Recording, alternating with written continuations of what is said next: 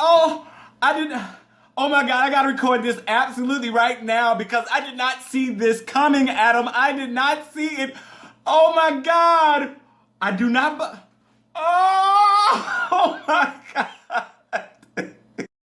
Hey fam, what's up, what's up, what's up? This is Robert Anton here, robertanton.com, and I am back with the voice commentary. I had to take a little time off. You know, the counts are kind of down and I just had other stuff going on, but I am going to try to be here for the rest of the show, so make sure that you let everybody know you pass this around. Make sure to thumb it up, make sure to comment, because I need to stay interested, which means that you need to help me stay interested. So anyway, let's get started. Tonight is the beginning of the live playoffs, and I think it's the only night of the live playoffs, actually, and public voting begins, but there's a twist tonight, of course, because of the election tomorrow night. Carson shouted out Alicia Keys' new album, Here, which I also did a review to. I'll post the link somewhere for you. And of course, he also shouted out the election tomorrow night. I hope that you will be voting.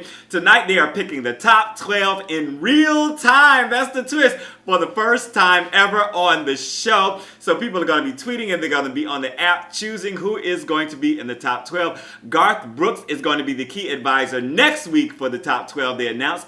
And America chooses 2 tonight and the coach chooses 1 as they usually do in the playoffs. 12 will be moving on, so let's get this started. TeamAlicia started it out. It was Christian Cuevas to begin. He did Yesterday by John Lennon, and I felt like he was playing guitar before I could even see it on screen. I don't know why, but it just felt like he was so in tune to the song and into his instrument. The emotion was full on from the beginning. This fit his natural emotion very well. He really made this his own. I mean, it's an iconic song. It's been done by so many different people, but he really brought something new to it for me. All the coaches stood for him. Next, we had Kylie Rothfield. She did I Can't Get No Satisfaction by the Rolling Stones, and she had her electric guitar out and kind of fronted the band on this. I liked her attack on the song and the smoothness on those rough notes. I wish she could have slung guitar over her back when she came off the mic stand though, when she was just out singing, walking the stage, but then she made it back to the mic stand and played a little bit more. The second verse was a little lackluster for me because she took down the melody,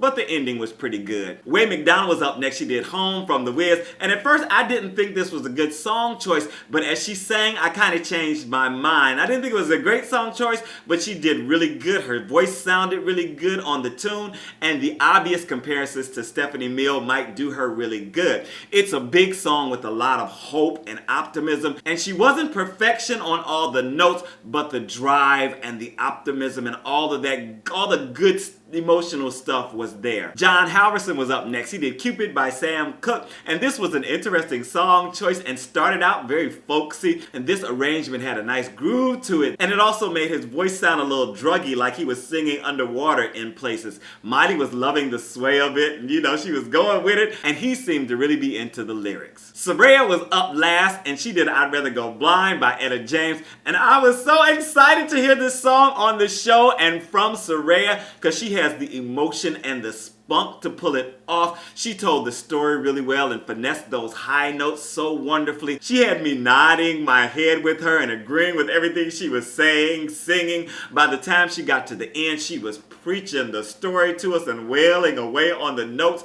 Great performance. All the coaches stood for her. And if you stand for me, please make sure to thumb up the commentary. Let me know that you are enjoying it. Also, let other people know that we are over here discussing The Voice. I really appreciate it. And to keep doing these commentaries, I'm going to need you to send them around for me. Please, please, please, if you enjoy it, you like discussing The Voice, make sure to forward it on. All right, I thank you so much for your thumbs. TeamBlake was up next, and it was Dana Harper with Maneater by Hall & Oates. I love Dana's full, round vocals, so grounded, and this started out showcasing it very well. The low notes are really good and impressive. She had a very pleasing sound on the more up-tempo section also, and bopped and strutted the stage while showing off her lower range, and this had a nice, almost jazzy feel on it. Allsup did I Ain't Living Long Like This by Waylon Jennings, and I love that kick as the song started. The drum kick was like boom, boom, and Austin was on the electric guitar. He had on the stank face and was attacking the notes, but they didn't really sparkle in his voice for me. I was losing words here and there, and things were kind of muddy in places. I think he probably could have raised the key a bit to really make it pop in his voice, but the high notes he hit were good and stood out really well. Good ending, but I was still losing his vocal in places. It was kind of going in and out. I don't know if it was mic problems or what. Jason Warrior was up next. He did One Dance by Drake, and I do this song with my band, and I was wondering what he was going to do with it, right? I also have a cover of it. I think I'll put the link for you up here somewhere so you can check it out. It's so low down even in my range, and he's much higher than me. He did take a lot of the melody up and was really working the stage and the crowd. I liked what he was doing with it, but it almost didn't sound like the same song in places. I was like, okay, all right, go ahead and sing, brother. He made it like suddenly a tour de force, like singer song, really, and that ending was crazy. He bent down back. I was like, go ahead on. All the coaches stood for him. Then Sundance Head did Blue Ain't Your Color by Keith Urban, and this started out a little tentative, but within a few words he was on pace and wailing away. He could have chosen a more popular song, as this is pretty new from Keith Urban, but I love the blues inflections and his obvious love for the lyrics. This sounded really great in his voice and gave him some nice moments to shine. All the coaches stood for him. Then Courtney Harrell was up last for TeamBlake, and she did It Must Have Been Love by Roxette, and I wasn't liking this song choice for her voice, though she was telling the story, and it just didn't show the fullness in her voice in the beginning, but it got better as she hit the chorus. That long held note and the lead up to it were stellar, and she really poured on the emotion and showed off her upper range on this near the end. Very, very nice. Then we got results. Results for TeamAlicia. Chistian, Cuevas, and McDonald went through by the public vote, and Alicia saved Soraya.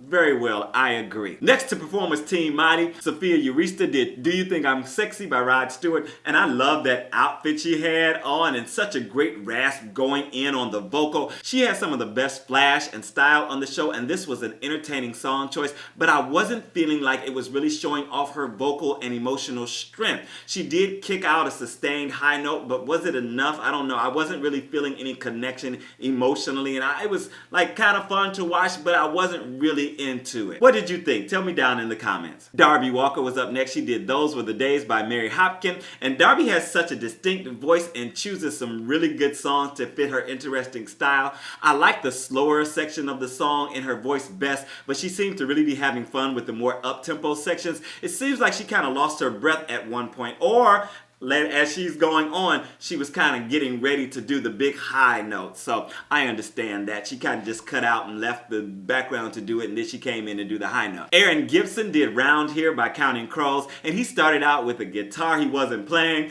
and I was liking the sound of his voice and his investment in the lyric. He started to strum during the chorus and had a nice intensity and a good energy behind the mic stand. This was just okay for me though. Belle Jewel did Runaway by Dale Shannon, and I loved her tone, and she started this out slowly, and it wasn't too bad as she picked up the pace. She worked the stage really well, and I felt the most emotion from her during the slower sections. She also had a nice playful vibe during the up-tempo sections and ended it well. For Team Miley, Allie Caldwell finished it out. She did Times Have Changed by Bob Dylan, and Allie had a girl group vibe going on with some ethereal high notes before she got into the verse. Her voice was so full and present as she seemed to feel this throughout her body. Miley is so cute singing along with all her artists. I just had to notice that. I love the places Allie took this vocally and emotionally, and she really invested all of her voice and emotion into this performance. All the coaches stood for her. Then we got results for TeamBlake. Sundance Head and Allsup were voted through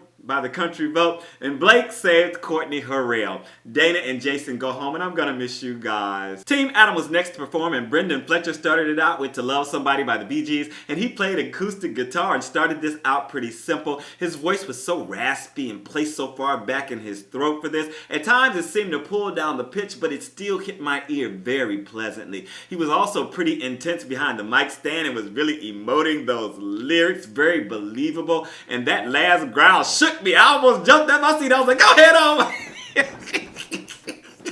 It was such a surprise. Simone Gundy was up next. She did Diamonds by Rihanna, and Simone has such a clear and pristine voice on this song, and it just sailed through the space in my apartment. I loved her subtle runs, and those high notes were gorgeous perfection. This was pure and simple with lots of emotion and worked to great effect in her voice.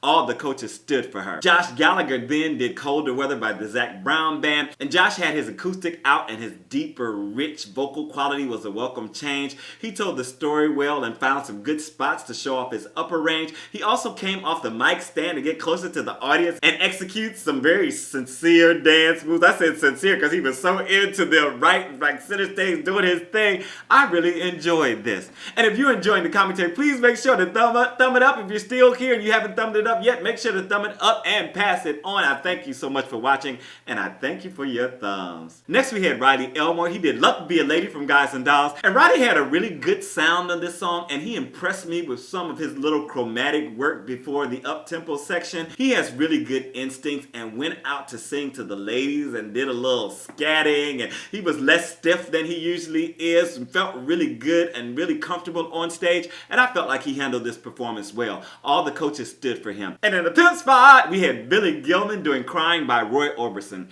and he started this out a cappella, and he had a really good pitch on it. I just love the natural beauty of his voice and the easy way he takes it from the bottom all the way up to the top of his range. He had several big moments in this performance. Kind of reminded me of like the Sam Harris performances on Star Search, which are so good, but he would go all the way from the bottom, all the way to the top, all the way from the bottom, all the way to... I was like, go ahead and sing, boy. All the coaches stood for him. Then we got Team Miley results. America voted through Aaron Gibson and Allie Caldwell. Thank you, America, for voting Allie. And Miley saved Darby Walker. And more results. We had Team Adam. Billy Gilman and Josh Gallagher were saved by America. And Adam saved Brendan Fletcher. Oh! Oh my God! Oh my God! I think I'm gonna put my reaction at the beginning of this video because this was the biggest surprise to me of the night. Adam went over Riley and Simone and picked Brendan, and I was just blown away. Tell me what you thought down in the comments. Make sure to go out and vote if you are from the US. If you are American, I will be voting in the morning, and I will see you next week. I'm out.